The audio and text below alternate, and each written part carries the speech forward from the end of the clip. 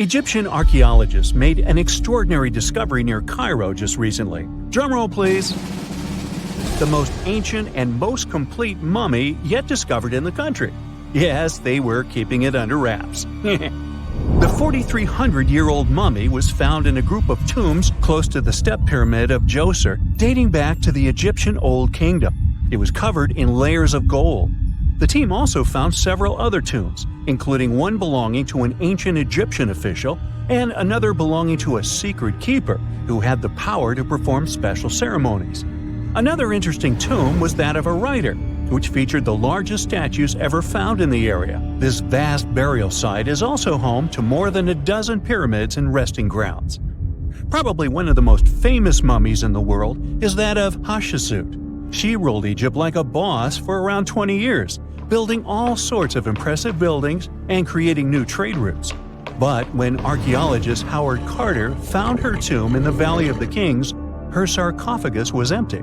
However, Carter did find 2 coffins in another tomb, one of which belonged to Hatshepsut's wet nurse and the other to an unknown woman. In 2006, a team of specialists decided to investigate whether that mysterious lady was the queen herself. They found a molar tooth in a wooden box with Hatshepsut's name on it, and when they compared it to a gap in the mummy's mouth, it was a perfect match.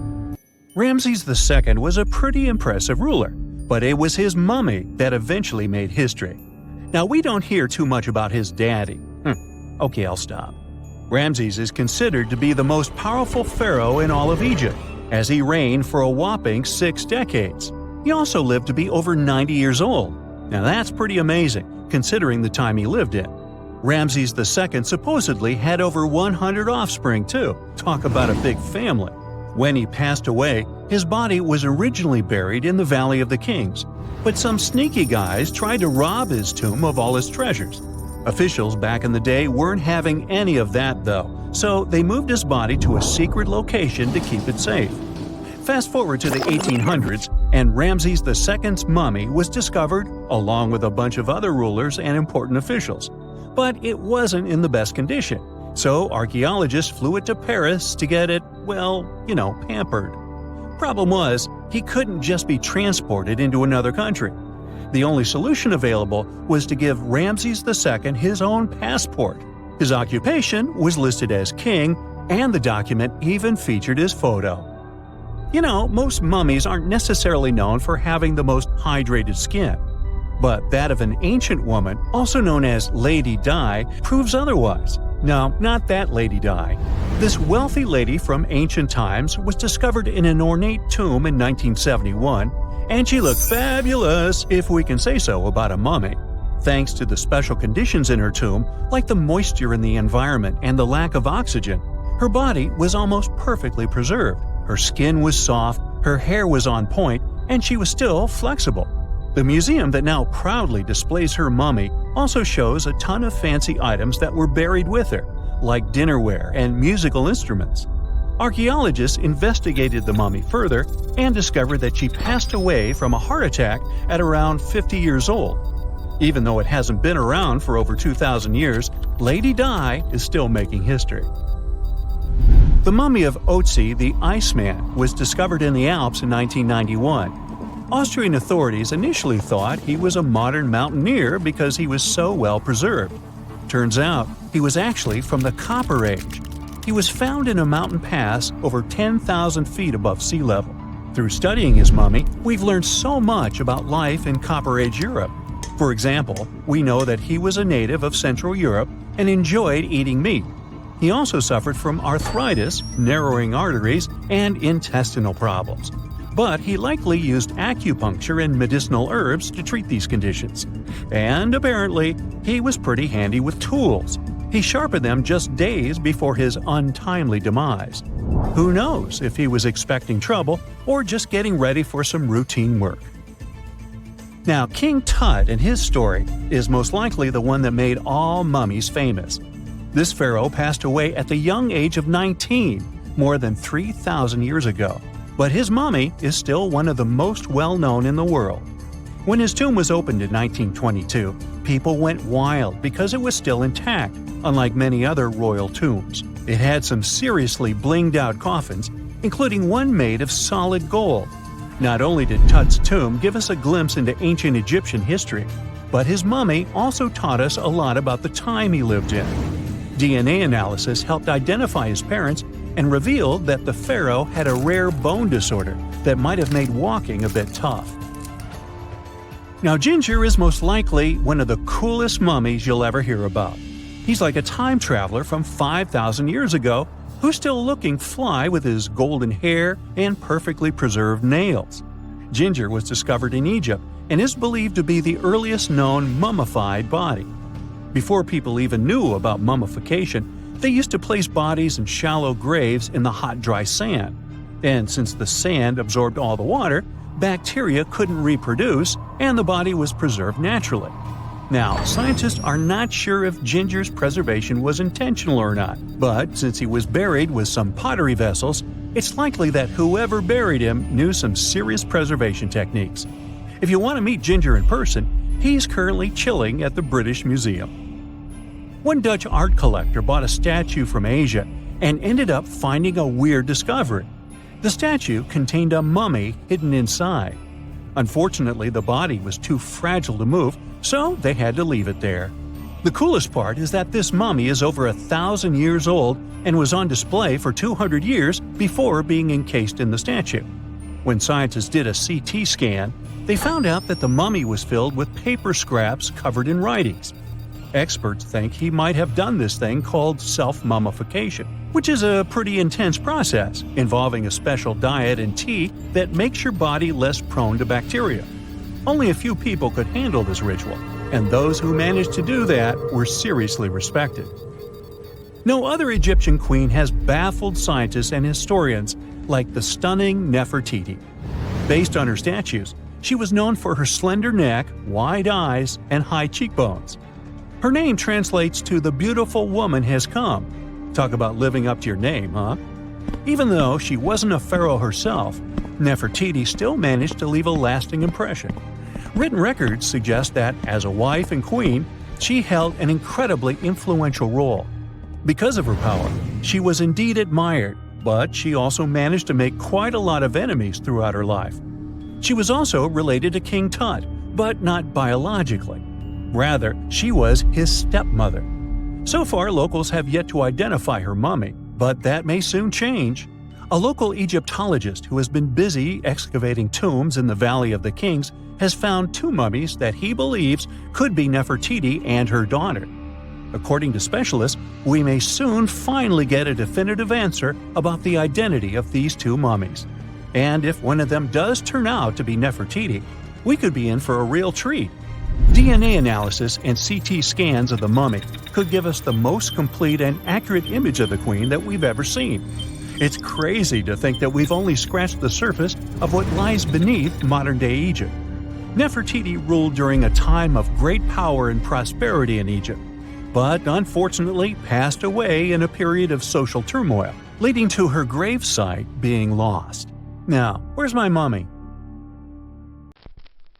You have heard about Nikola Tesla. You have definitely heard about the Great Pyramids in Egypt. But what if I told you that Tesla may have probably uncovered the ancient mysteries surrounding the pyramids? Wait, what? Is this a crossover episode? Nope. It's highly probable that the secrets of the pyramids are hidden in plain sight. But first, let's recap what we know about the pyramids. What's so mysterious about them? I mean, they are just old quirky buildings, aren't they? One of the biggest questions is how they were built. Some people think that the pyramids were created by people using only their hands and muscles. But others think that there might have been some kind of crazy energy source that we don't know about yet. Like, what if aliens helped out or something? Just kidding. But this idea of some unknown energy source being used to build the pyramids has been around for ages. Even in old texts, like the pyramid texts, it talks about how the gods gave us something to build a great power. So maybe there was something really powerful and mysterious going on back then? Who knows? Back in the early 1900s, he got obsessed with the Great Pyramids of Egypt. He read numerous books about these ancient structures and was blown away by how much energy they seemed to have. At that time, not many people knew much about electricity, and Tesla started to wonder if there was some kind of advanced tech hidden in the pyramids. He had an idea that the power of the pyramids had to do with electromagnetism, and he put a lot of time and effort into trying to figure out the mystery. Tesla had some pretty unusual theories about the Great Pyramids. He thought that they could actually store and move electricity, which could then be used to power up the areas around them. He also had this theory that the pyramids were built using some kind of crystal energy. He believed that the chambers inside the pyramids could have these super powerful crystals that could control the electromagnetic fields. But that's not all. Tesla also had this idea that the materials used to make the pyramids had properties that allowed them to trap energy from the sun and the moon. And not just a little bit of energy. He thought that the pyramid could actually create this massive energy field that could light up whole cities or even brighten up dark places. He thought that the pyramids could be used as giant power plants to generate electricity and run machines. Tesla even believed that the pyramids were somehow linked to cosmic energy, which could be used for spiritual enlightenment and healing. How very new age of him. Anyway, Tesla wasn't just pulling these ideas out of thin air.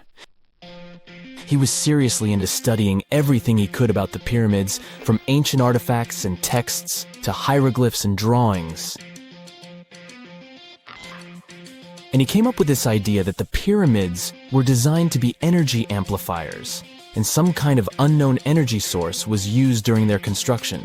Some people thought Tesla was eccentric for coming up with these theories, but his ideas have actually had a huge impact on the way we think about the pyramids today.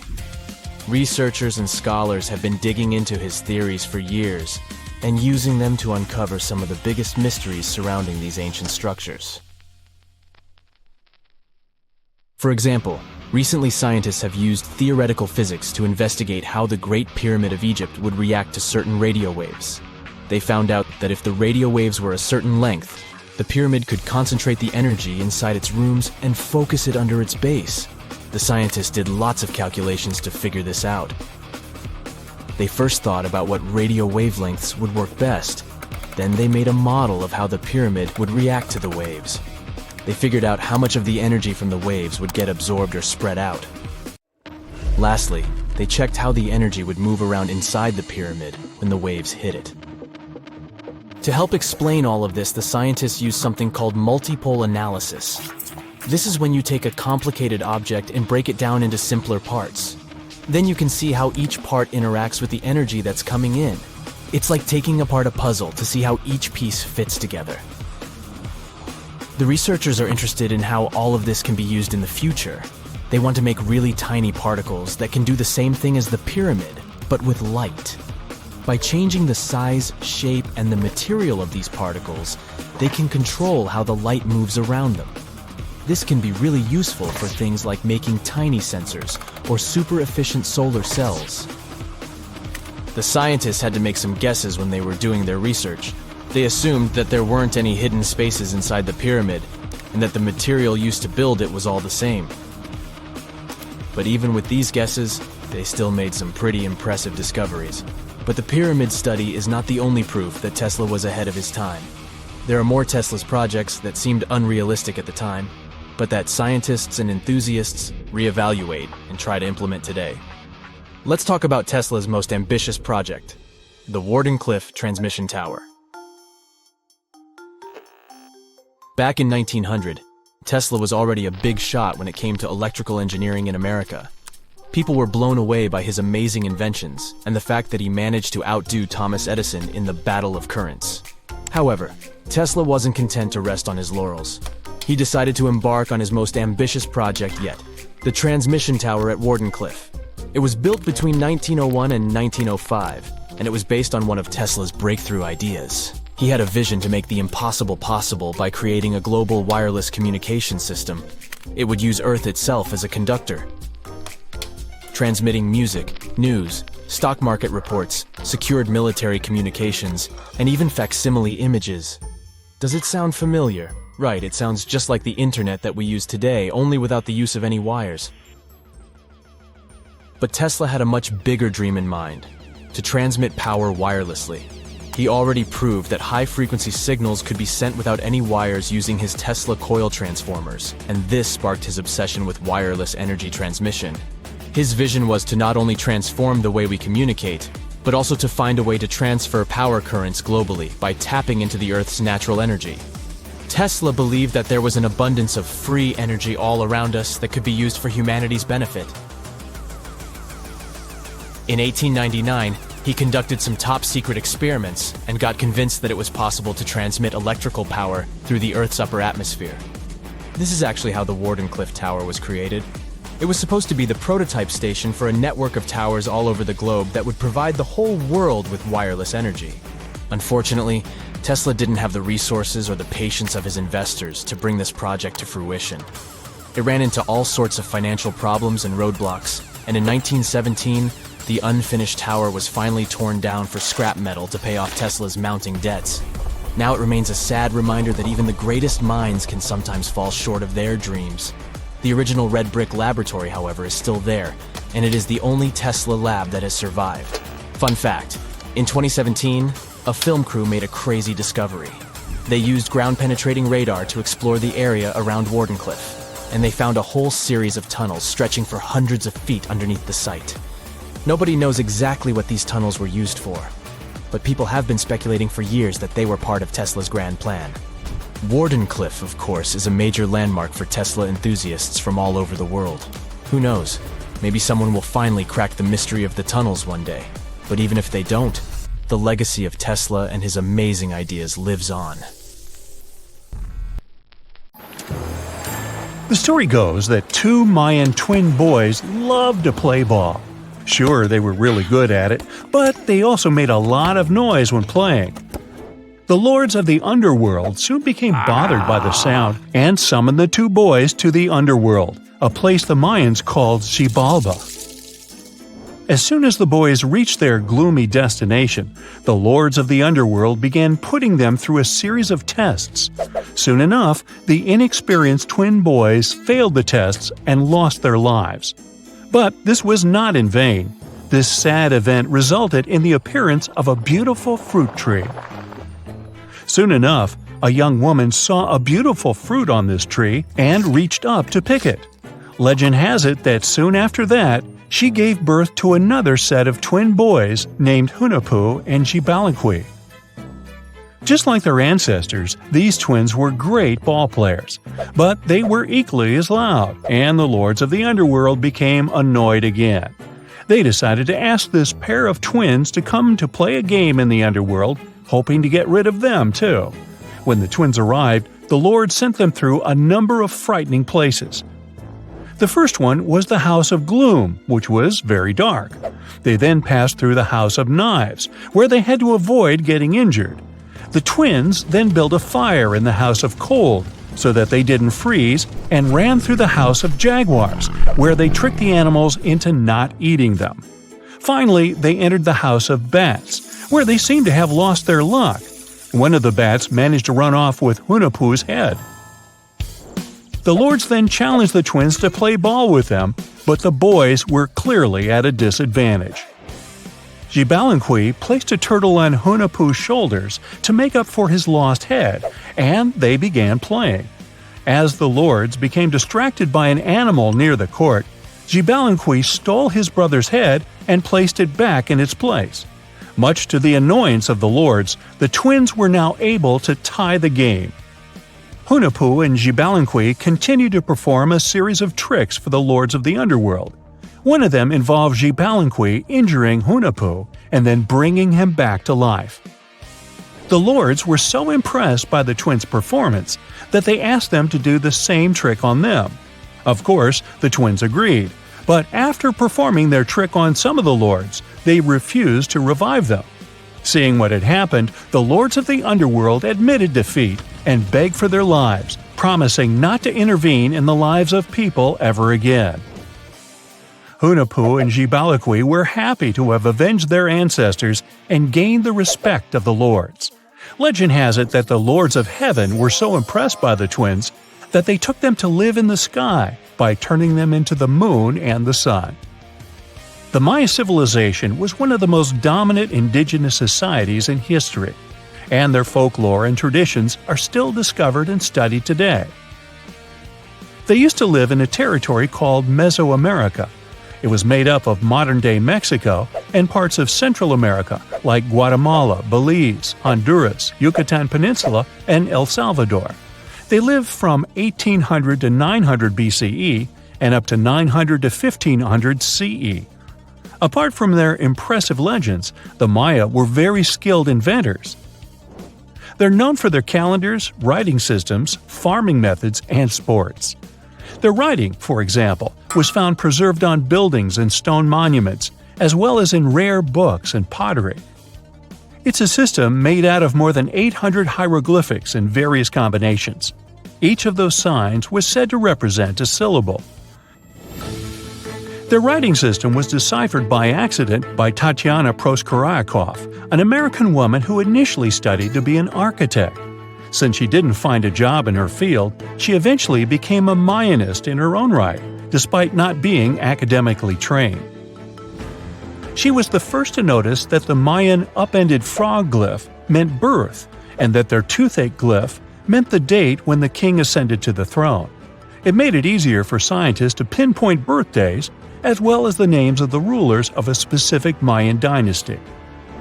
They also invented the concept of zero, which is seen as one of the greatest innovations in mathematics, physics, and human history altogether. Sure, even back then, people understood the idea of having nothing, but the concept of zero as a number is a relatively new invention. A fun fact about Mayans is that they really liked hats. The bigger your hat was, the more important you looked. Not only was it a sort of fashion statement, but it also made them look taller, which was a big deal for their aesthetic. The Mayans also came up with one of the most intricate and complex calendars in human history. It was the first to use zero as a placeholder. Their calendar ended on December 21st, 2012, which led some people to believe that it translated to the end of the world. Obviously, that was not the case. It just so happened that the date coincided with the end of a Mayan cycle of years. But you know, as advanced in science and astronomy as they were, they did make some mistakes. One of them was their belief that the world was flat. Their theory was that the four corners of the world were watched by the brother lords, who kept the sky from falling over their lands. Hats off for their menus, though, as they were well-known chocolate eaters. They turned eating chocolate into a form of art. The drink they made wasn't really like the hot chocolate we enjoy today, though. The recipe included mixing cacao with water, honey, chili pepper, cornmeal, and other ingredients to make a foamy, spicy drink. The ritual of drinking cacao was a crucial part of their celebrations. We're not done discovering all the amazing parts of their architecture and civilization. It was only a few years ago that a Maya pyramid was found at Tonina, in the Mexican state of Chiapas. It was estimated to be more than 1,000 years old.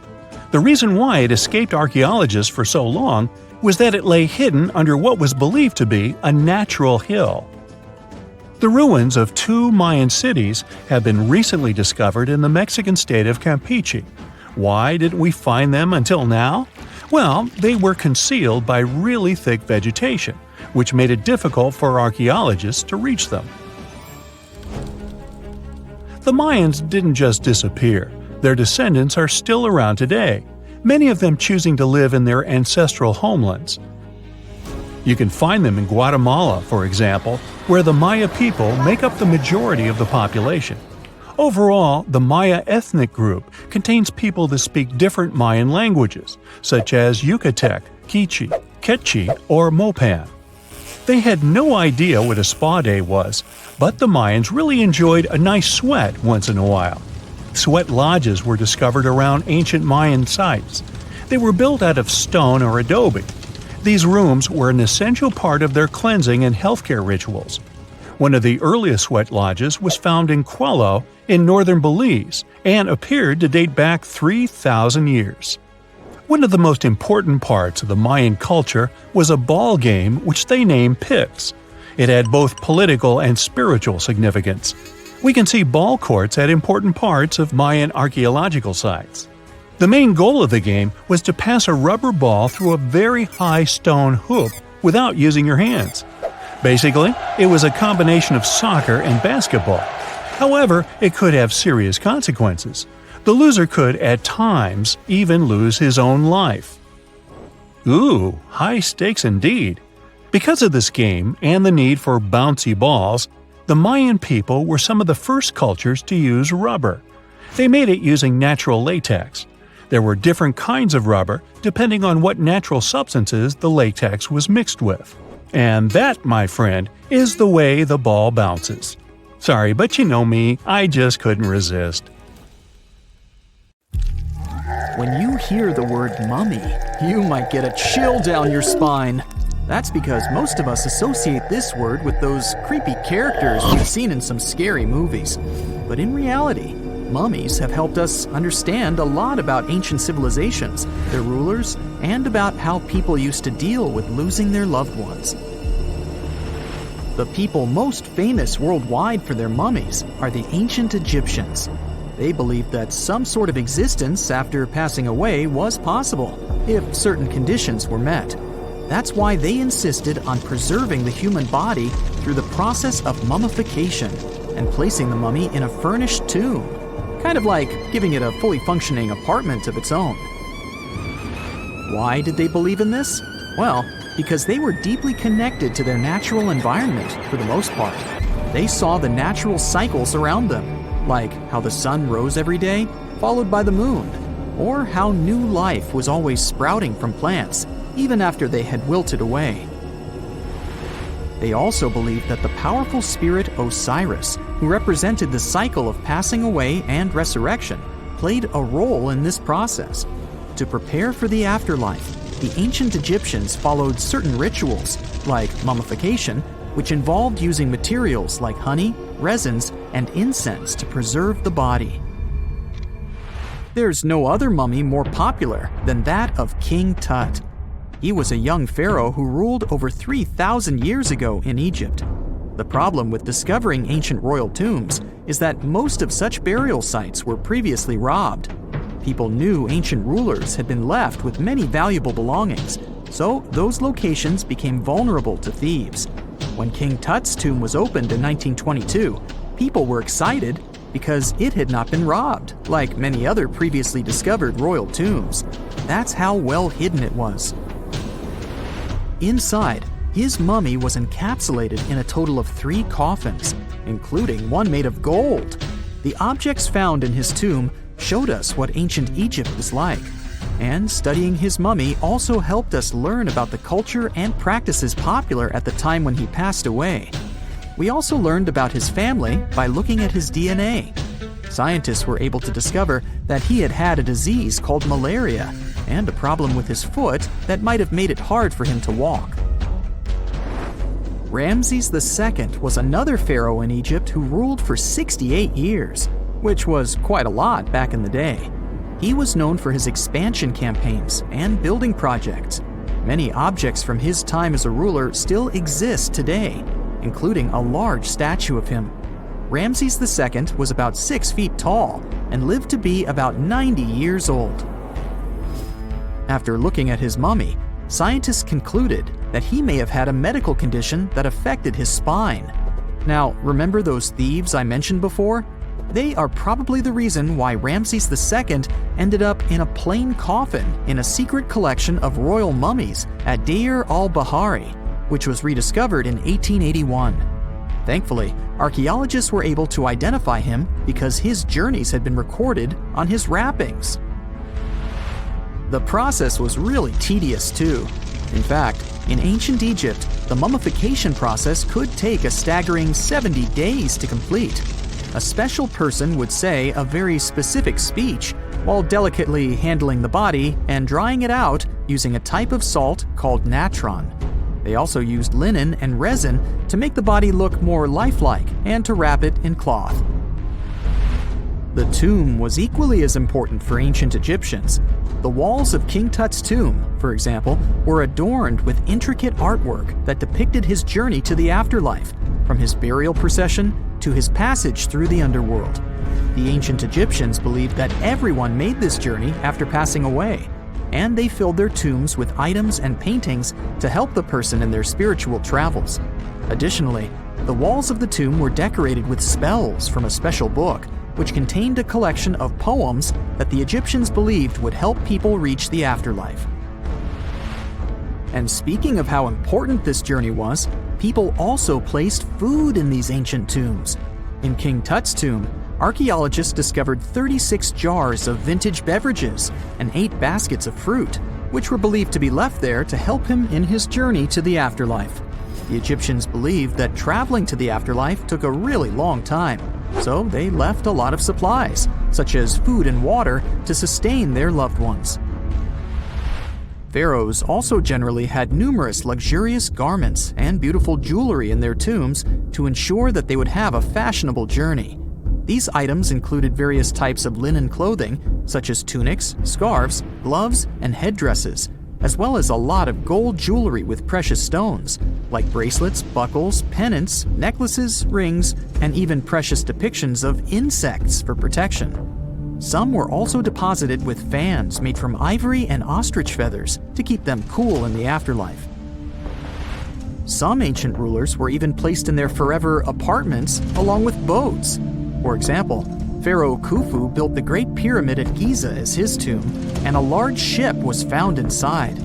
King Tut, however, was buried with multiple boat paddles, but no actual boat. Instead, he had 3 chariots and numerous walking sticks made of precious materials, perhaps indicating he'd rather travel to the beyond by land, not by water. Amongst the most interesting objects found near ancient mummies are bottles of oils and perfumes. If rulers were supposed to be fashionable, why not smell nice too, right? Also, some of them had some ancient kinds of board games, most of them made out of precious materials like gold or ivory. One of those games was called Senet. It was very popular amongst the ancient Egyptians and very similar to modern-day chess. The ancient Egyptians may have the most famous mummies out there, but they weren't the first to invent the procedure. In fact, it all started in South America with an ancient civilization named the Chinchorro. As far as we know today, these people were the first to mummify their loved ones that had passed away. They did it somewhere around 2,000 years before the Egyptians started their own rituals. Sure, we can tell a lot about ancient rulers by studying these mummies, but until recently, we had no idea what they really looked like during their lifetime. Not so long ago, though, some very special mummy paintings were found by archaeologists studying ancient Egyptian objects. These mummy portraits are highly detailed paintings of individuals that were made while they were still alive. Such paintings were often painted on wood, as opposed to the classical portraits we all know about, which are painted on canvas. They are known for their realism and beauty, and have even been used by researchers to diagnose diseases by comparing them to the corresponding mummies. Some of these portraits also include depictions of jewelry, which was later found on the mummies. The recent discovery of these mummy portraits in Central Egypt is significant, as it marks the first time in over a century that such paintings have been found. Mummies appeared all around the world naturally, too. Mummification can occur without people intervening because of natural conditions, like extremely cold or hot environments, places with a lack of oxygen, or accidental exposure to chemicals that preserve the body. These conditions don't allow bacteria to grow, resulting in the body remaining more or less intact. Famous Otzi was one of these mummies.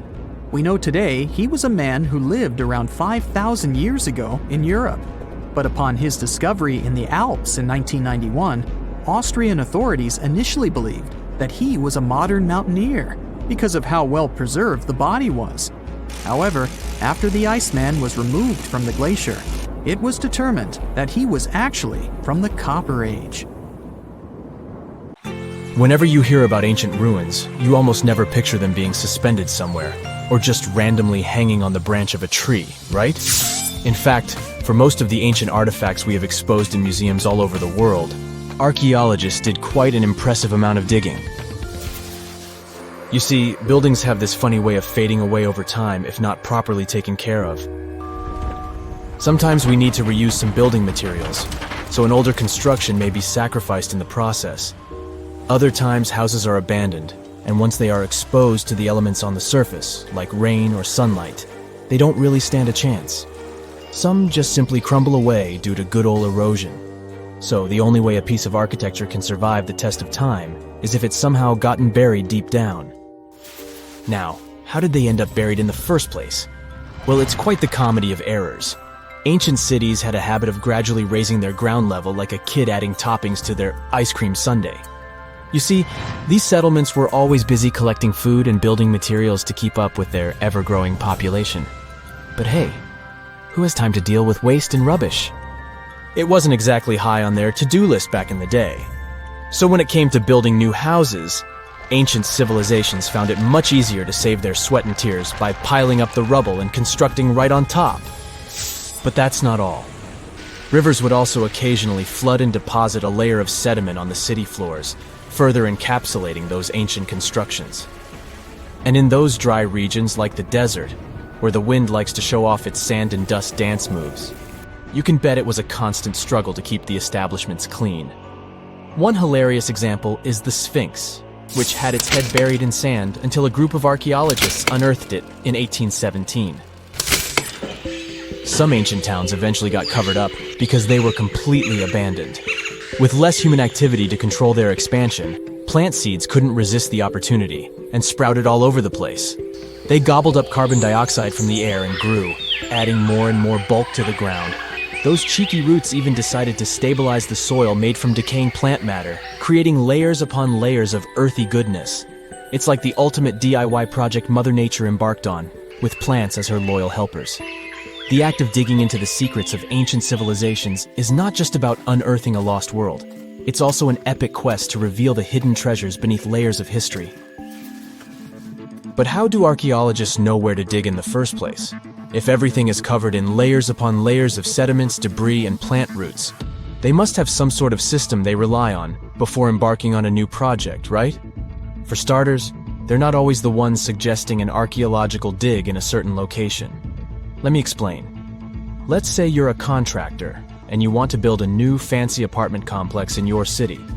Some local legislations have certain requirements before your project can start, though. For instance, before anyone starts building on a piece of land, they might need to bring in specialists to check the soil. These clever folks can be archaeologists, geologists, or paleontologists, and they need to keep an eye on things during development. If any artifacts or ecofacts, fancy word for organic remnants, are discovered, these experts swoop in to excavate and study them. But what about sites that have nothing to do with bulldozers and yellow hats? Archaeologists have more than one trick up their sleeves when it comes to locating ancient hotspots. They dive deep into historic records with a healthy dose of detective work. By sniffing out old documents and maps, they can piece together the puzzle of human activity in a specific area. If a site has been visited before, it's even better. Finding records of past excavations or historical accounts can give archaeologists lots of information on where to continue their treasure hunt.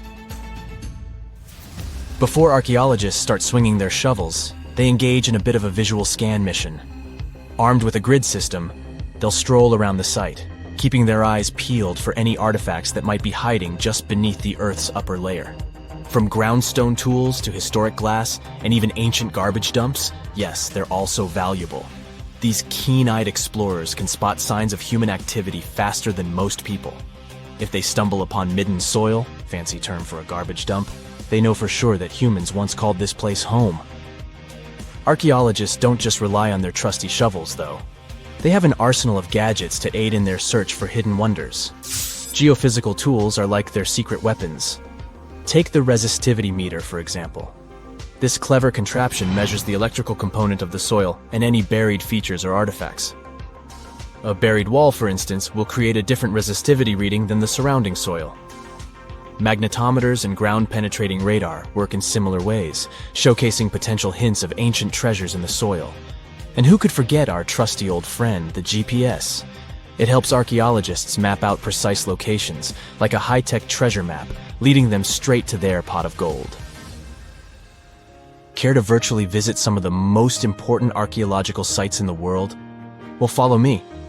In the United Kingdom, for instance, you'll find this interesting place called Stonehenge. It's one of many henges scattered around, but this one really takes the cake. Picture this: massive ancient stones standing tall and proud, arranged in a funky outer ring and an inner horseshoe, with some smaller stones thrown in for good measure. And guess what?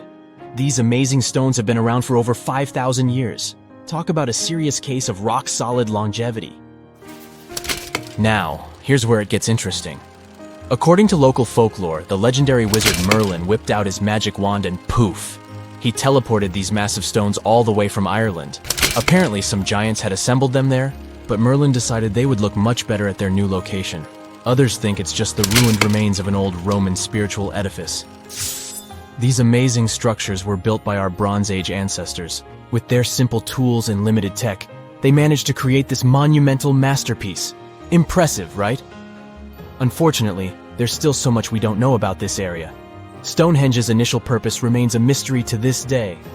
Sure, there are lots of theories, but scientists have yet to agree on the subject. However, we do know that it's perfectly aligned to catch the sunrise during the summer and winter solstices. The ancient city of Pompeii is an equally amazing archaeological site. Picture this: Mount Vesuvius, a notorious troublemaker, decided to throw a volcanic tantrum and completely covered this ancient Roman city. It turned it into a time capsule, located outside present-day Naples in Italy. Fast forward to the year 1748, when a bunch of adventurous explorers stumbled upon Pompeii. Lo and behold, they discovered a treasure trove of well-preserved goodies: streets, houses, food. Probably a bit stale by then. Blingy jewelry, fancy sculptures, colorful frescoes, everyday household items, and even animal and human remains. It was like an epic archaeological party. From the looks of it, Pompeii had it all. Fancy houses and villas, a massive 20,000-seat arena, cute little artisan shops, hangouts like taverns. And let's not forget the saucy spots like those luxurious bathhouses for some intense pampering. There's also the Sanctuary of Apollo, where people used to gather for their daily dose of worship. And of course, the bustling heart of the city, the Forum of Pompeii, where all the cool people used to hang out. And guess what? Pompeii is so cool that it made it to UNESCO's World Heritage List back in 1997. That's like the ultimate Hall of Fame for historical awesomeness.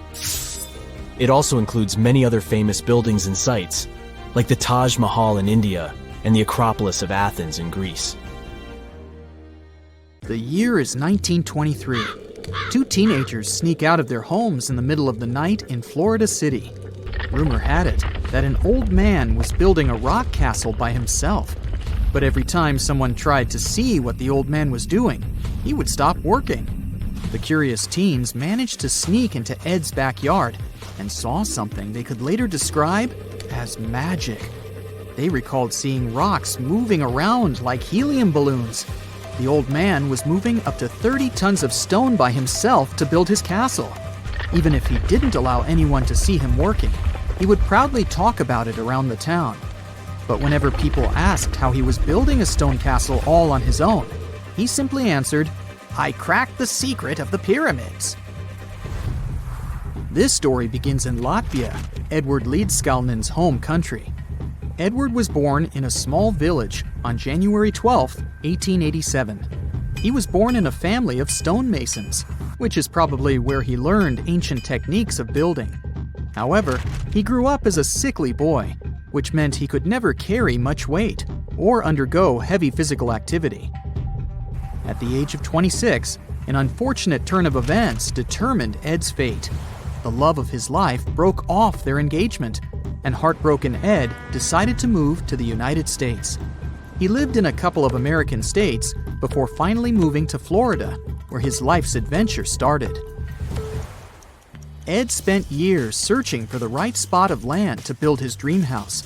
He always rejected good farmland. When people wondered why, he only smiled. Finally, When he bought land of his own, it was deemed terrible by his close friends. The soil was bedrock. He could neither plow nor farm it, but it seemed perfect for what he was seeking to build. Ed's close friends would often describe him as eccentric. When asked why he wanted to build a house, he would only say, "It's for my sweet 16. Someday she's coming back." Then, he changed the topic of the conversation. It took Ed about 30 years to finish Coral Castle, and he did it all by himself. He would only work under the cloak of night and never, never let anyone see what he was doing. The completed Coral Castle embodies a number of unsolved mysteries. If you were to visit the site back then, you'd have to go through a 9-ton, 8-foot-tall revolving gate door that even a kid could push with just one finger. Ed was so proud of this door that he originally named the site Rock Gate Park. It was renamed Coral Castle only much later, after Ed's passing.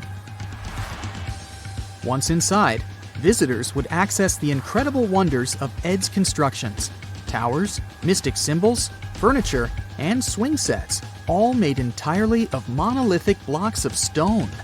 The stones are set on top of each other, using only their weight to keep them together. And believe it or not, the entire park gathers around 1,100 tons of stone. Today, if you visit Ed's living quarters, you'll even see the simple instruments he used to construct all of this: chisels, hammers, ropes, and pulleys. The type of work he did is difficult even with modern-day equipment, let alone without it. Coral Castle's main mystery lies in how Ed managed to do it. The only photograph of Ed Leedskalnin at work shows a simple leverage structure of a chain hoist attached to a wooden tripod. The tripod was made of old telephone poles with a small wooden box on top. What was in the box is, of course, a mystery. Unfortunately, he took his secrets with him, not sharing the truth of his work with anyone else. Yet, not all is lost, as there are many theories and speculation surrounding what could have happened there. One theory says that there is a harmonic grid inside the Earth's surface, something that would create anti-gravity spots around the globe. It's believed that Coral Castle was built in such a spot. This could explain why it took Ed so long to find land that pleased him. Maybe what he was looking for was a place that allowed him to experiment with anti-gravity forces. Yet, whenever Ed talked about his work, he would say he understood the laws of weight and leverage, and, sure thing, that he had cracked the secret of the pyramid builders. And what secret is that, you might ask?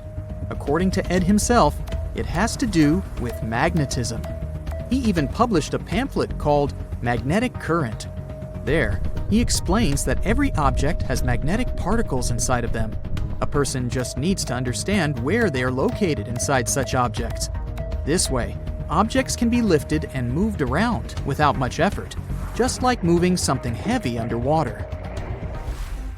Researchers say that if we assume Ed Leedskalnin and the pyramid builders used the same technique, then it would only have taken 4,700 workers to build the Great Pyramid of Giza, instead of the 20,000 to 100,000 that is currently estimated. But this story just keeps on getting more and more mysterious. In the late 1920s, Ed was finishing the construction of Coral Castle in Florida City.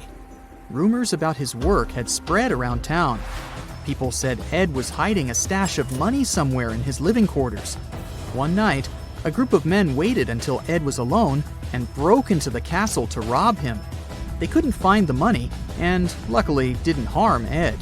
But in the following days, he decided that it was best he moved out of that land. Of course, he took more than his toothbrush along with him.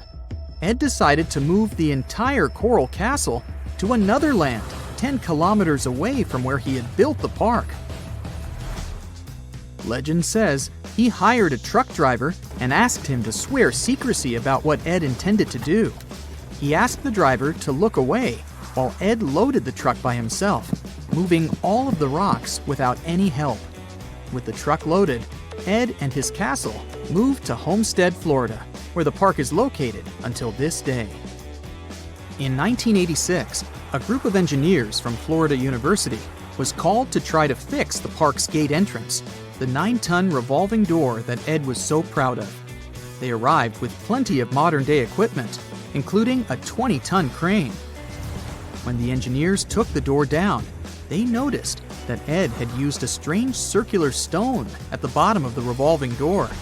The engineers couldn't understand how this frisbee-sized rock could withstand 9 tons of weight without breaking into pieces. They sent the rock to the geology department at the University of Florida, but the geologists simply returned the rock, saying they couldn't find a match of this rock in their databases. They couldn't determine its origin. The engineers put the 9-ton gate back into place, trying to use other techniques.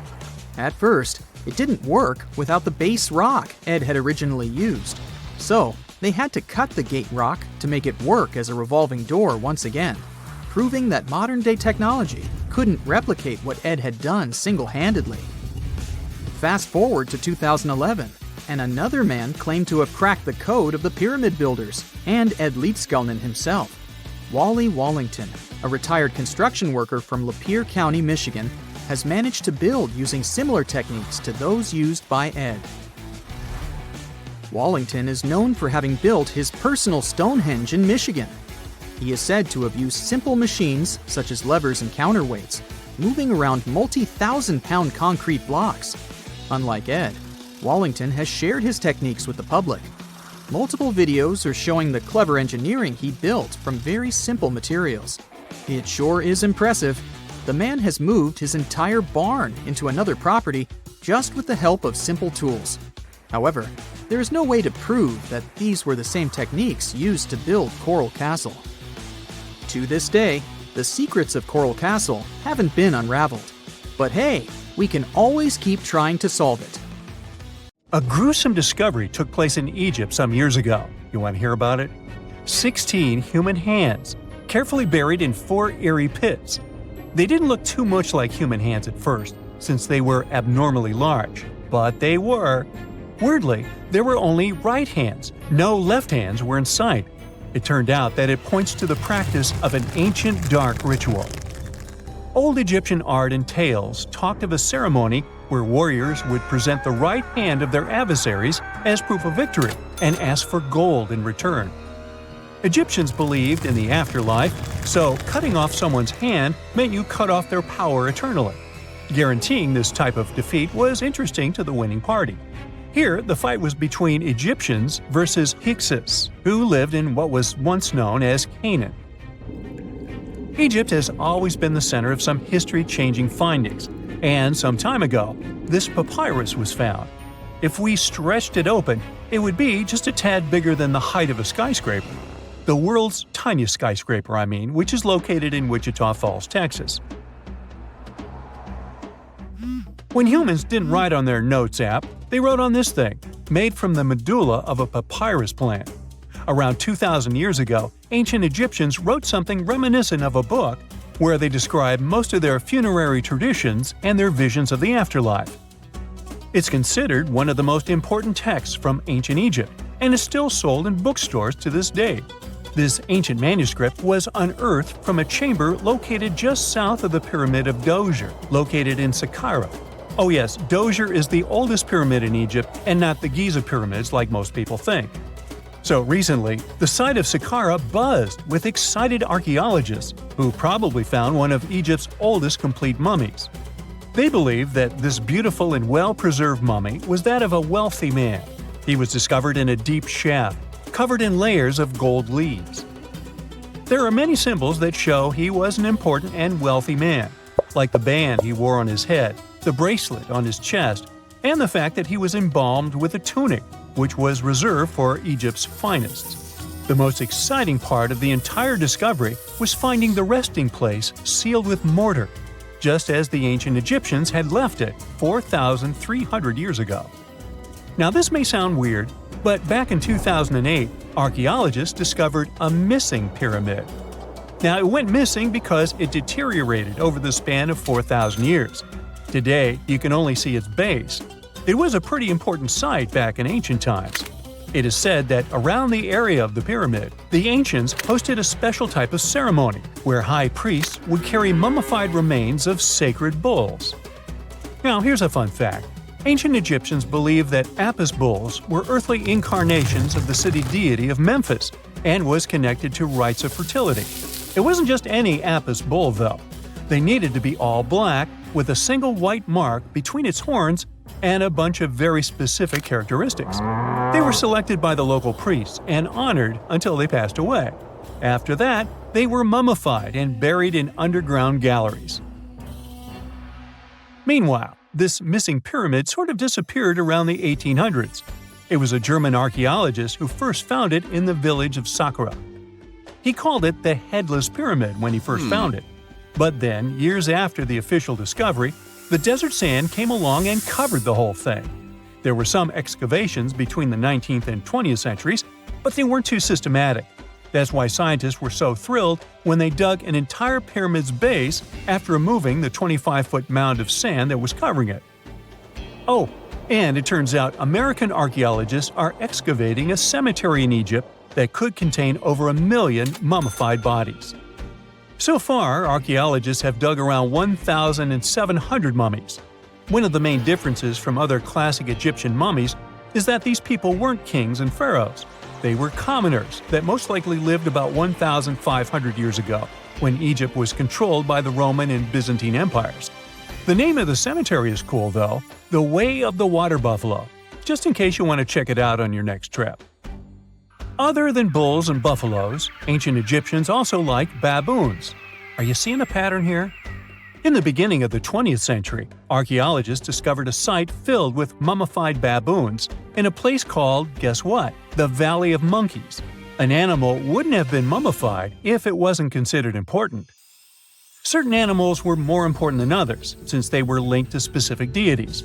Jackals were connected to Anubis, the ancient god of the afterlife, and cats were likened to the female deity Bastet. Baboons were a pretty big deal, since they were believed to be connected to Thoth, the deity of wisdom and advisor to Ra, one of Egypt's supreme deities. The archaeologists who studied these animals weren't too happy. They think these baboons were kept inside and were deprived of sunlight for most of their lives. They had extreme vitamin D deficiencies and they were poorly fed. Maybe Thoth got angry with these baboon keepers. Just a guess. Since there's never a boring day for archaeologists in Egypt, they also found human mummies with golden tongues. Since Egyptians were all about the afterlife, they believed that golden tongues might help a person speak once they pass to the other side. I mean, it's a long shot, but hey, why not? Some of these mummies were placed in wooden coffins with goods, such as necklaces, pottery, golden artifacts in the shape of lotus flowers and scarab beetles, and iPhones. Just kidding. A new temple was also unearthed recently in Egypt. Scientists believe it was dedicated to honor Zeus Cassios. That deity would be a cross between Zeus, the almighty Greek deity of the sky, and Mount Cassios. While digging around the Sinai Peninsula in Egypt, archaeologists spotted 2 pink granite columns poking out of the ground, and bingo. They believe these columns represented the temple's front gate and collapsed during an earthquake many years ago. And speaking of deities, there weren't only super serious deities. Recently, scientists unearthed a golden ring in a city south of Cairo. No, Frodo, it's not magical. It was a normal gold ring, but it had the depiction of the deity of fun, officially named Bes. This deity is often described in sacred texts as a happy, chubby dwarf. Today, many tattoos we get are sorta deprived of any sense and are made of aesthetic purposes only. In ancient Egypt, though, women would get tattoos as a token of protection for childbirth. That's what scientists think, at least. Around the Nile region, scientists found some mummies that had well-preserved tattoos, which is a rarity since the skin deteriorates so easily. 2 of these women tattooed their lower backs, and the drawings were simple. They were mostly pictures, including that same chubby dwarf we just talked about, Bes. He also had a side hustle as the protector of women during childbirth. Now, would you believe me if I told you ancient Egyptians invented robots? No? Well, that's because that's not entirely true. Sure, they were astronomers, mathematicians, and engineers, and somehow they also squeezed an eccentric invention into that package. An automated deity some scientists called Hathor. This wooden statue had been in the Metropolitan Museum of Art for years before someone noticed its secret. With the help of an X-ray machine, specialists discovered a mechanical operating system inside it. The pulley-like axis goes from the statue's shoulder to her left leg. When the system rotates, the statue raises and lowers her hand. Hey, pick me! Pick me! I got my hand up! There are countless doors all over the world that haven't been opened for decades, and even centuries. The question is why? It seems that nowadays you can open any door you want. The truth is that some doors were sealed for a grave reason. And so far, nobody has found out what treasures and mysteries they hide. Here are 4 doors that keep their secrets all too well. The Taj Mahal. First up, we've got the Taj Mahal in India, one of the most romantic places in the world. Shah Jahan commissioned it in 1631 and dedicated it to his 3rd wife, who he loved like crazy. They were married for 19 years and had a whopping 14 kids together. But unfortunately, she passed away while giving birth to their last baby. Shah Jahan was heartbroken and decided to build an epic tomb to remember her by.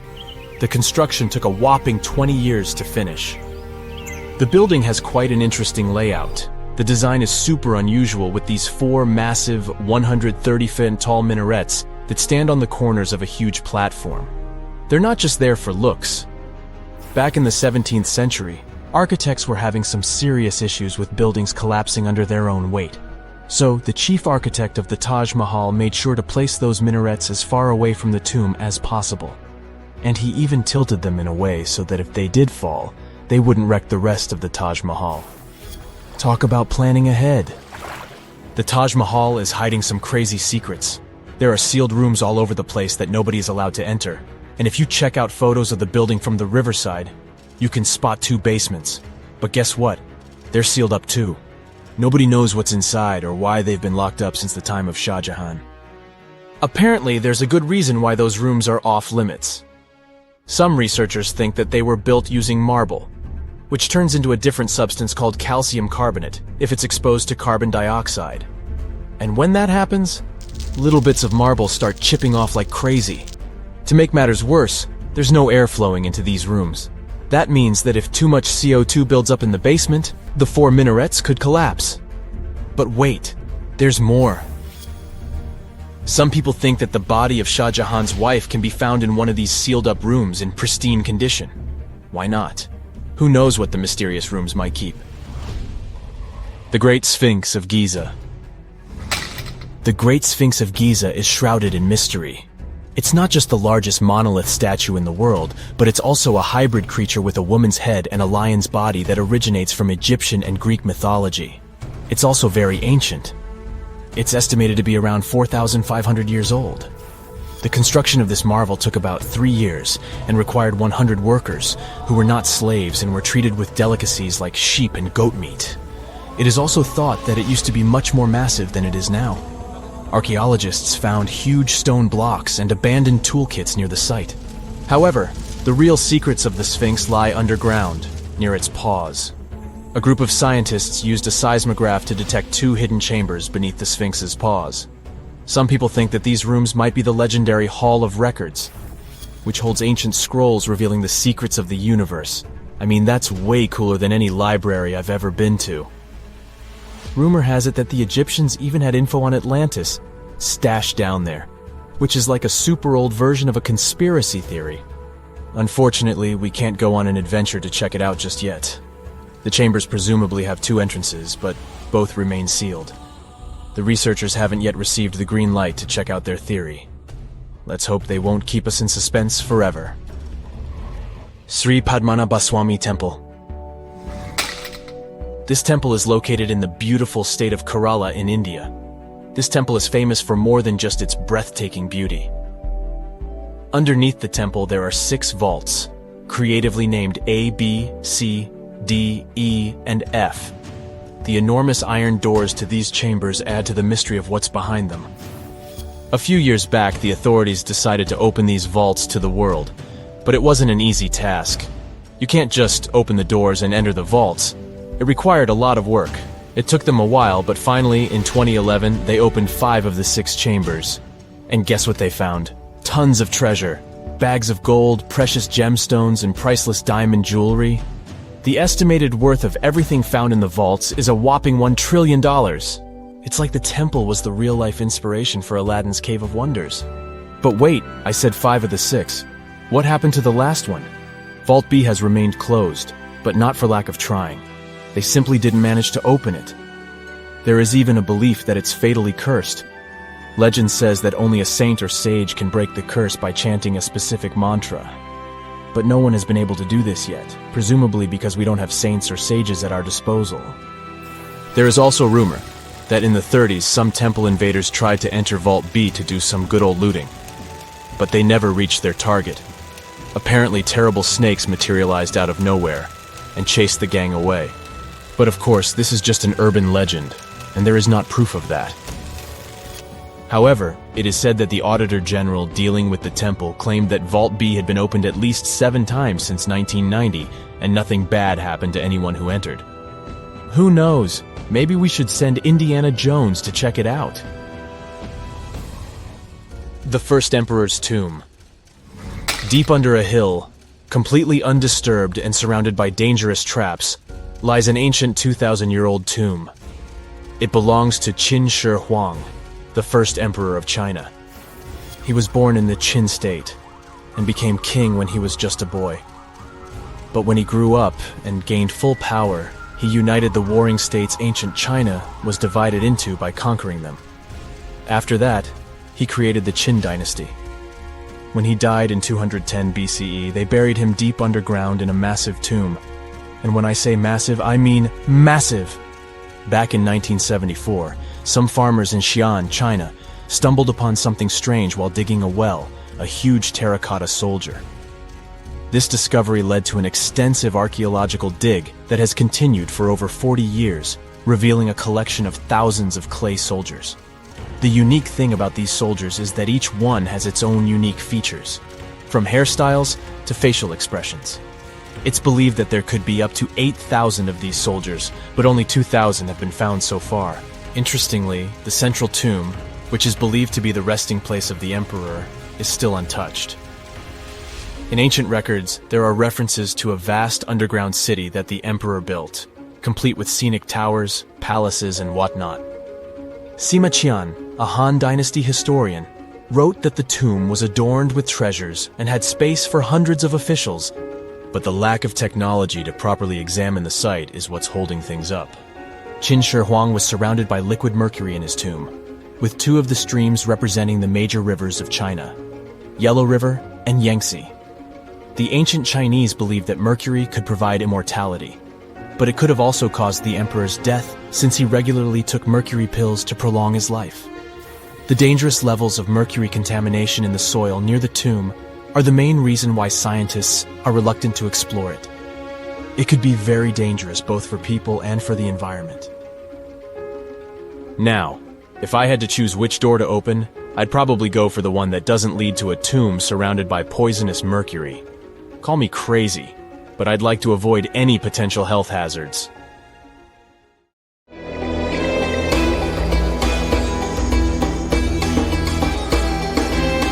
The Great Pyramid was created as the final resting place of ancient Egyptian monarch Khufu.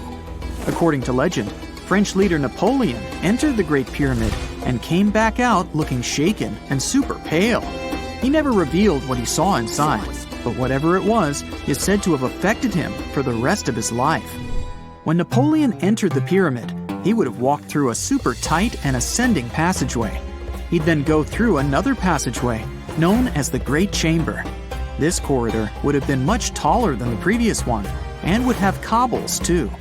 He'd then reach the King's Chamber, the centerpiece of the Great Pyramid, which was lined with huge blocks of granite. But it wouldn't have looked as grand as we might imagine. There are no hieroglyphics decorating its walls, as Egyptians only began decorating the burial chambers of pyramids much later on. The pharaoh's tombs deep inside the pyramid would have also been filled with treasures, from chunks of gold to the world's most expensive jewelry. But this would have all been looted a long time ago. The only thing that probably would have been left in there would have been a huge sarcophagus, which would have once contained the king's mummy. He'd also have to walk past the queen's chamber. This room most likely didn't hold any queens though, as pyramids were usually only built for one person. There are mysterious tunnels leading from here. To this day, no one is really sure what they're there for. And that's not the only mysterious and creepy thing Napoleon may have encountered, as stories of pharaohs leaving ancient curses on pyramids go way back. Many pyramids had warnings written on the outside, telling of horrifying things that would happen to those who entered and disturbed the peace. We might not know what exactly Napoleon found in the Great Pyramid that scared him so much, but we know for sure what was found in Tutankhamun's tomb. Tutankhamun was an ancient Egyptian pharaoh who was only 8 or 9 years old when he took to the throne. He became a cultural phenomenon when his tomb was discovered almost completely intact in 1922. His pyramid sits in the Valley of Kings in Thebes, modern Luxor, which is in Egypt. Unlike the Great Pyramid, Tutankhamun's tomb was covered in beautiful wall decorations. The walls told the story of how he would travel to the afterlife through the underworld.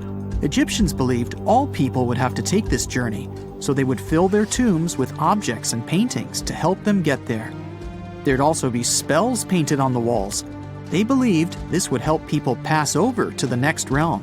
The journey would be pretty long, and for that reason, the ancient Egyptians would also fill the pyramids with food. Tutankhamun's pyramid was filled with 8 fruit baskets. They even found something called gingerbread fruit in there. The rooms were jam-packed with furniture, statues, clothes, and staffs, amongst a whole bunch of other things. You'd likely find a lot of clothes and expensive jewelry in the pyramids as well. The ancient Egyptians wanted their ancestors to travel in style to the afterlife. They put Tutankhamun in his final resting place with over 50 pieces of clothing, all of the highest quality. There were tunics, scarves, gloves, and headdresses, and a ton of jewelry. Bracelets, pendants, necklaces, rings, and scarabs for protection were all found inside. Each of them was made of gold or precious stones. There were also fans made of ostrich feathers to keep the old pharaoh cool in the hot Egyptian sun. But the temperature inside the pyramids never actually went above 68 degrees Fahrenheit. The ancient Egyptians developed a super cool air conditioning system that we don't fully understand even today. Tutankhamun's pyramid also contained 130 walking sticks made from ebony, ivory, silver, and gold to help him on his journey. There were 3 chariots hidden away in case he got tired of all the walking. They also put 11 boat paddles inside, but there was no sign of any boat. The pyramids would be littered with the pharaoh's favorite scents and perfumes. During the excavation of Tutankhamun's pyramid, it quickly became clear that it had been robbed during ancient times. There was damage to doors and traces of oils left in empty jars. It looks like someone raided the pyramid for gold and the scents, perfumes, and oils that had been left for King Tut. There was still a bit of perfume, which was made from coconut oil and frankincense, left in one bottle. It seems like Pharaoh Tutankhamun loved board games. There was an ivory traveling set of senet in his pyramid. Although we don't know for sure exactly how to play it, we have figured out it was sort of an ancient Egyptian version of backgammon. It looks like it was a 2-player game where the goal was to knock your opponent off the board. Not really sure who Tutankhamun's mummy was supposed to play with though. The ancient Egyptians had some rituals that may seem pretty strange to us. For example, they used to shave their eyebrows off if they ever lost a cat. So it's not too surprising they put some really weird things inside pyramids. Archaeologists discovered a collection of mummified cats and scarab beetles in pyramids that date back more than 4,000 years. They were found in the pyramids of Sahara, which is south of Cairo. They also found a bunch of makeup kits and mirrors inside. Makeup was worn proudly by both men and women in ancient Egyptian times. Eyeliner was the most popular cosmetic. The Rosetta Stone was one of the best discoveries ever made in pyramids. It was found by our man Napoleon Bonaparte and his team. It's a black granite rock that dates back to 196 BCE. It's transcribed in Greek, demotic, and hieroglyphic. when it was translated in 1822, we got the key to understanding ancient Egyptian hieroglyphics for the very first time. The discovery of Queen Hatshepsut's mummy in 1903 changed our understanding of the Egyptians forever. After she had passed away, her successor, Thutmose III, removed most of the evidence of her reign, so we basically knew nothing about Egypt's first great female leader. She's now gone on to become one of the few and most famous female pharaohs of Egypt. Pharaoh Khufu even had a fully fledged boat in his pyramid. Archaeologists uncovered more than 1,200 pieces of a giant boat near the Great Pyramid at Giza. They reassembled the boat, and it's a whopping 144 feet long. It's most likely a solar boat, which was designed to carry the resurrected king with the deity Ra. Fun fact, the Pyramid of Giza is the last remaining of the 7 wonders of the ancient world. The other 6 are the Hanging Gardens, the Colossus, the Temple of Artemis, the Mausoleum, the Lighthouse, and the Statue of Zeus. This pyramid was also the world's tallest man-made structure for 3,800 years, and it's the biggest pyramid in Egypt. It took a staggering 2.3 million blocks of limestone, and some weighed as much as 80 tons. It took an incredible 100,000 laborers and a whopping 23 years to build. Its original height was a mega 480 feet. In 2017, archaeologists discovered something weird about Egypt's Great Pyramid. There's a hidden void that's at least 100 feet long, and no one really knows why it's there or what's actually inside it. The weird void is the first inner structure discovered within the 4,500-year-old pyramid since the 1800s. Scientists used cosmic rays to detect the massive hole, but are still no closer today to finding out what's inside. The ancient Egyptians took a lot of care building the pyramids, and everything was strategically placed and structurally sound, so it's super unlikely that this hole is due to blocks falling over time. Loads of pyramids also contain small model figurines called ushabti. These represented attendants.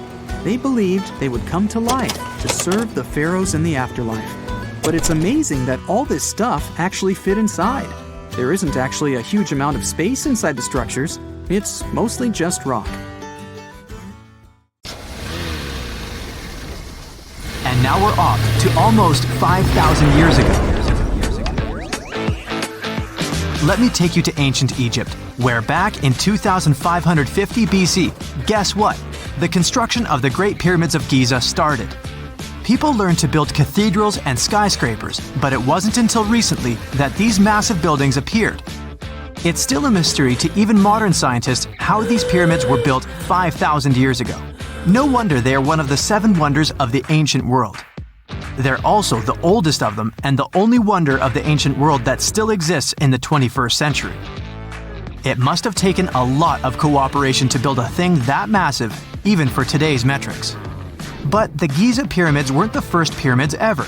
The first one, called the Step Pyramid, was built around 80 years before the first pyramid of Giza in 2630 BC for King Djoser. It wasn't meant to be extraordinary, but ended up being quite impressive. It was a pyramid of 6 stepped layers of stone. It was 204 feet high, which is as tall as a 19-story building. And it was the tallest building that existed at that time. It wasn't just a pyramid though, it was surrounded by a whole complex of buildings, including even courtyards.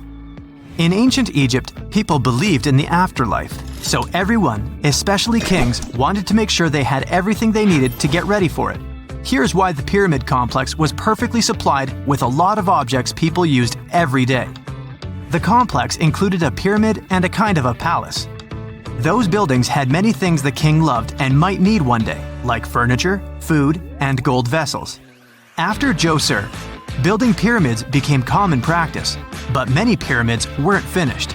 It would usually take about 20 years to build one, but many rulers reigned way less than that. Overall, there are more than 100 pyramids.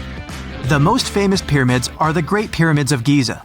The first one and the biggest one was built for Pharaoh Khufu, around 2550 BC. Initially, it was 481 feet tall, which is as tall as a 40-story building.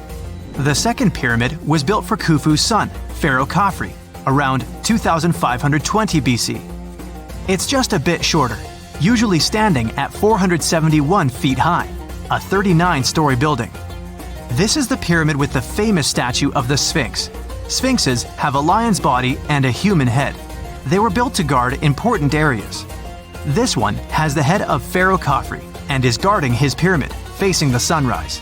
The Sphinx is most well known and is one of the world's biggest and oldest statues. Originally, it had red color and did have a nose. It's still possible to see the trace of red pigment by its ears. But no one knows exactly when the nose disappeared. For some time, the Sphinx was sort of hidden underground, being covered with sand up to its shoulders. Luckily, in the early 1800s, an adventurer with a team of 160 people dug it out. The third pyramid of Giza is the smallest one, being more than twice shorter. Originally, it was 218 feet high, about the height of a 20-story building. Built in 2490 BC, it was a pyramid for Khafre's son, Menkaure. The pyramids are designed to align with the points of the compass, and their sides symbolize the rays of the sun. But back at the time, there were no compasses. Ancient Egyptians figured out the directions themselves, and with amazing precision. To align the pyramids, they used two constellations.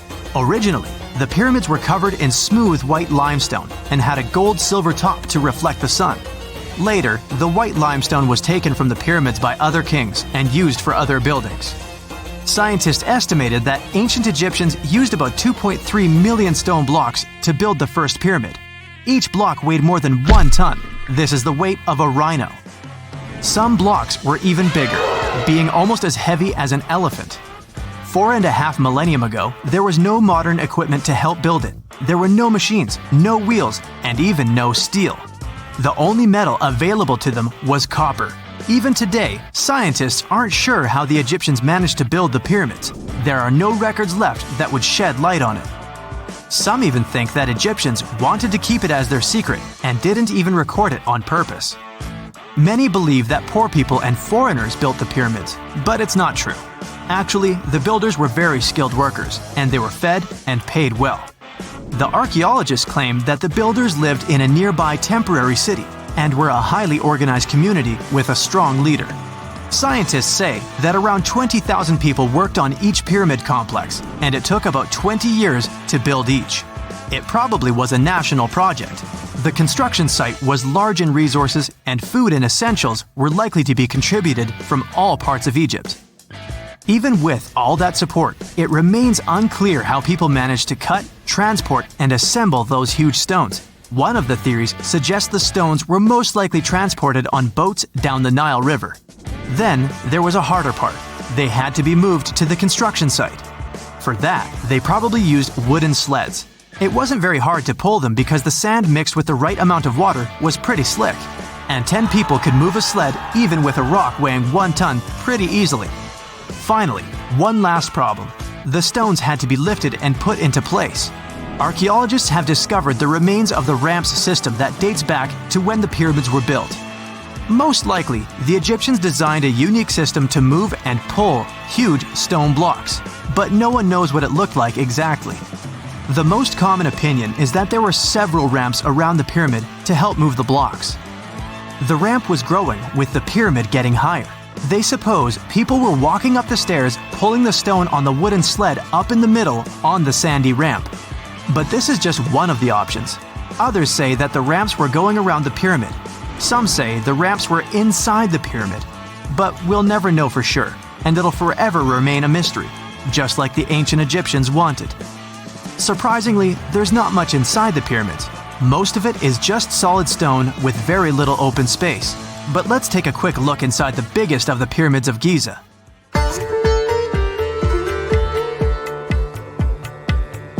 From the entrance, there are 2 stairs, one going down and the other one going up. The descending one takes you to a chamber located underground. That's where the pharaohs are, but not in this pyramid because Khufu wanted to stay higher. The underground room is partly unfinished. The room with Khufu's sarcophagus is called the King's Chamber. It's upstairs and then through the tall and long Grand Gallery. Below the King's Chamber, there's a room called the Queen's Chamber. There are no queens though, and no one is sure why the room is called this. Unfortunately, none of these have any hieroglyphs on the wall. They're just bare. If you want to see them, you should go to the other rooms that are decorated.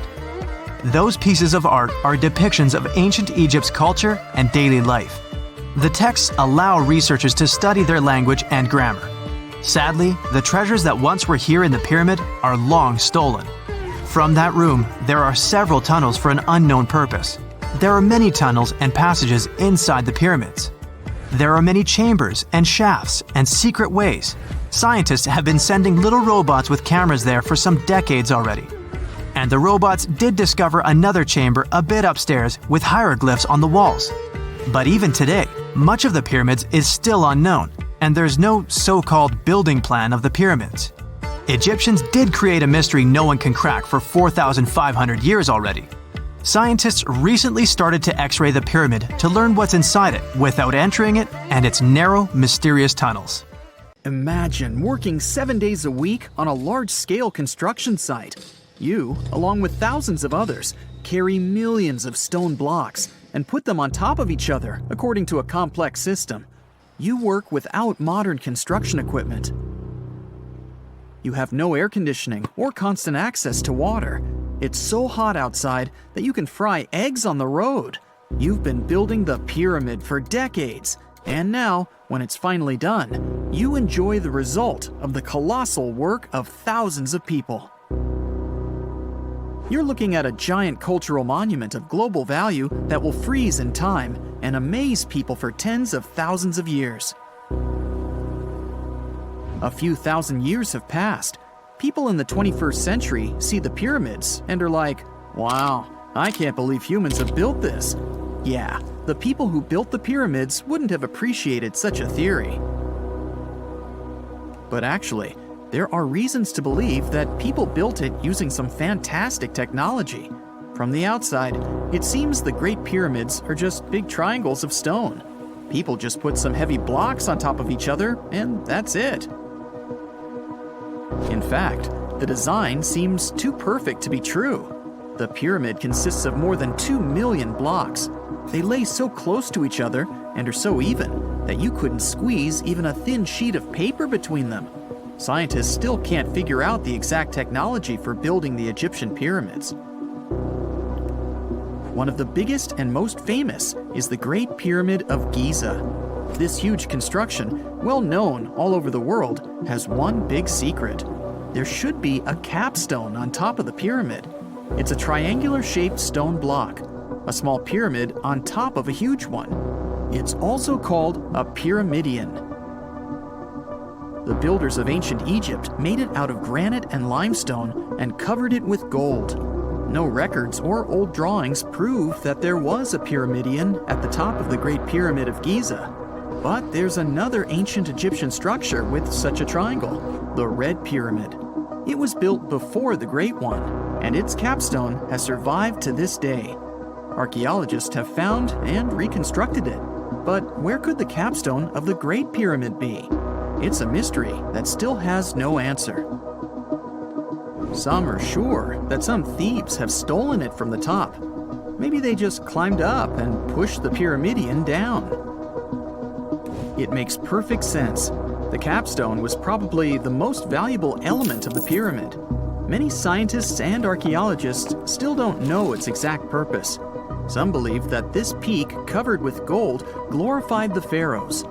The capstone reflected moonlight at night and illuminated the entire space around it. During the day, the capstone reflected sunlight with its shiny surface. You could have noticed it from afar. The top of the pyramid was a kind of guiding star for lost travelers. All other stone blocks of the pyramid consist of limestone. People polished them to make them look shiny. In the past, they were even glowing and reflected light. You could see glowing pyramids from space, although they looked like tiny lights. Over thousands of years, winds, sandstorms, and rains have changed the pyramid's appearance. If people had taken care of them all this time, they would have looked like something out of science fiction movies, or the pyramids from Las Vegas. But unfortunately, we will never see their original appearance. Some archaeologists and scientists believe that the capstone could absorb the sun's energy and distribute it evenly throughout the pyramid. No one knows precisely why the Egyptians needed this technology.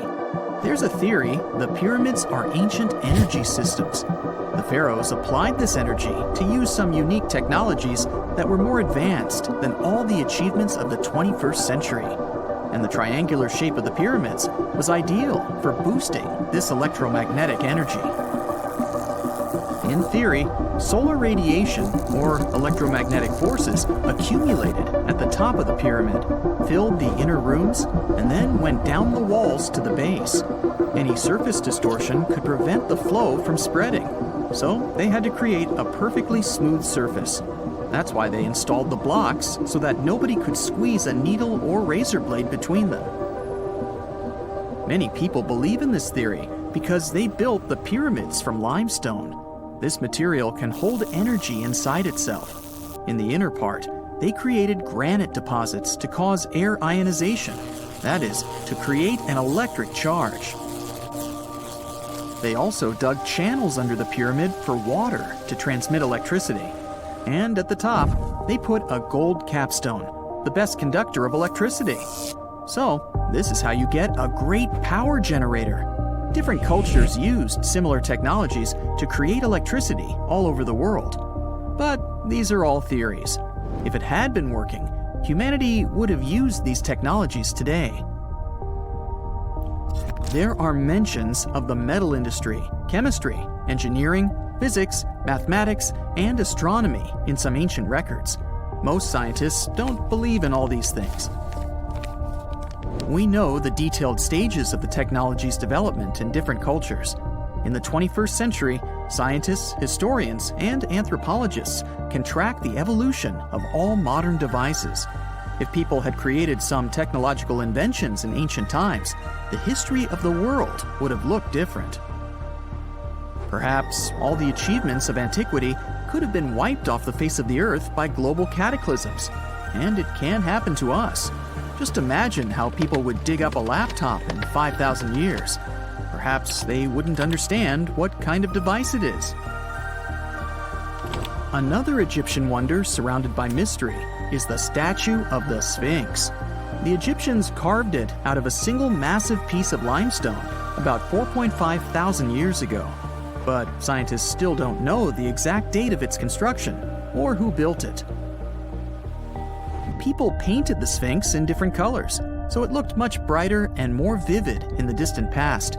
It was shining just like the Great Pyramids. Anyway, time hasn't only changed its appearance, but its name too. Initially, the Egyptians called it Horemheb. The Greeks renamed it the Sphinx about a few hundred years after it had been built. The Sphinx emphasized the greatness of the rulers of Egypt. It also performed a symbolic function of a watchdog guarding the tomb of the pharaoh and the paths leading to it. This version sounds realistic, since archaeologists have discovered many secret entrances at the foot of the Sphinx. Perhaps these rooms and intricate tunnels lead to underground halls with treasures. And treasures don't always mean gold and jewelry. According to legends and theories, the Sphinx guards the Hall of Records, the storage of all humankind's knowledge.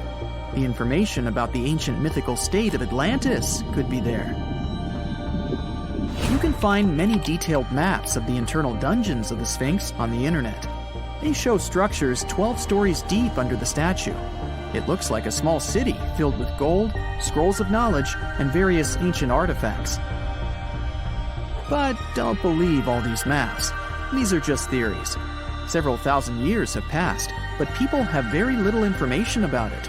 Archaeologists know that there are still many strange and exciting things about the Sphinx that are still undiscovered.